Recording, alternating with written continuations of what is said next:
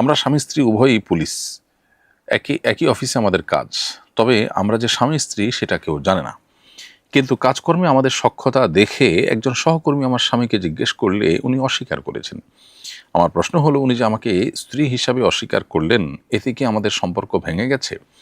আমাদের দুজনেরই মনে হচ্ছে আমাদের বিচ্ছেদ হয়ে গেছে। শরিয়া সম্মতভাবে সঠিক সমাধানটা জানাবেন প্লিজ।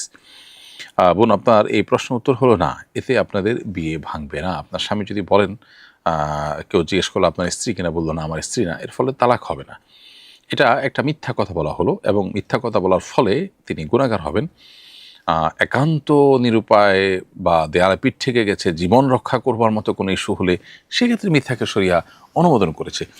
এক্ষেত্রে তিনি কৌশলে এড়িয়ে যেতে পারতেন, অন্যভাবে ঘুরিয়ে পেঁচিয়ে বলতে পারতেন, কিন্তু সরাসরি আমার স্ত্রী না এই কথা বলাতে তিনি একটা মিথ্যা কথা বলেছেন, এবং এর কারণে গুনাহ হয়েছে, যার ফলে তিনি তওবা করতে হবে, এবং আর কখনো যেন জ্ঞাতসারে মিথ্যা না হয় সে বিষয়টিতে তিনি খেয়াল থাকতে হবে।